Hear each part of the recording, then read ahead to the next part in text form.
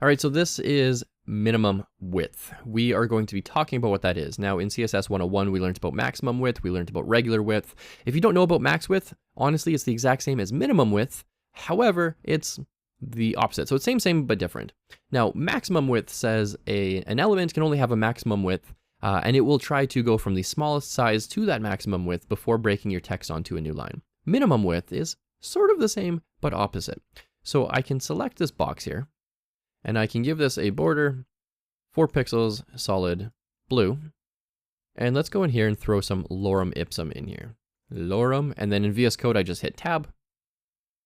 And that's because I have Django template selected here. This should be an HTML. Let's undo that. Lorem, tab, there we go. And when I load up this page, we can see all this text. Now this is actually sort of a bad example. I'm going to just delete everything except this one line so that we have this width in here. Let's go ahead and delete all of that. Save and refresh. Okay, so now this is not actually going to do anything because this is a block element. And remember that first lesson I said block element display is really, really important. So let's go ahead and trim this. We want to make this not take up the entire width. So we can say display inline block, and this will allow us to use the width element with it. However, it's also going to take up a minimum width here, which is really nice. So this element here is 365 pixels wide. So we want a minimum width of something just a little bit bigger. Let's give this a min width, and let's say that minimum width has to be 450 pixels. And so what this is going to do is sort of move this out to somewhere over here. Oh, pretty good game. That was a pretty good guess.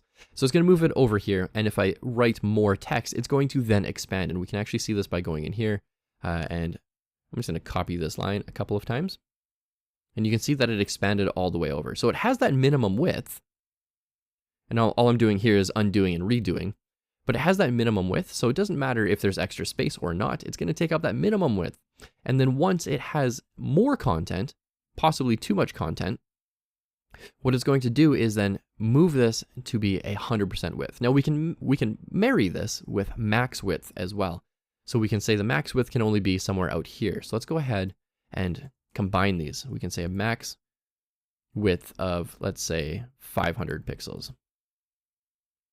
Refresh, it looks like nothing changed, but what this is going to do is say somewhere about here probably is the maximum width. So before this blue border was taking up this entire width, this one no longer will. So I'm going to double click in here and paste that a few times. And we can see that it only takes up to here now.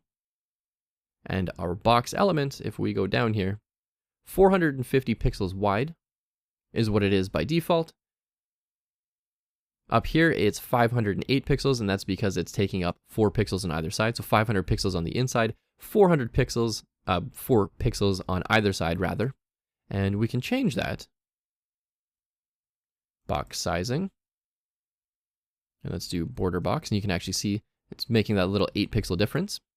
Border box, and if we go back over here, we can see the whole element is 500 pixels. So now we're already using the display stuff that we learned from our display lesson. We're also learning and using box sizing from the box sizing or the box model lesson. So this is min width. The idea again here is just that it's going to be a minimum width, and if you have more content, it can grow to be larger.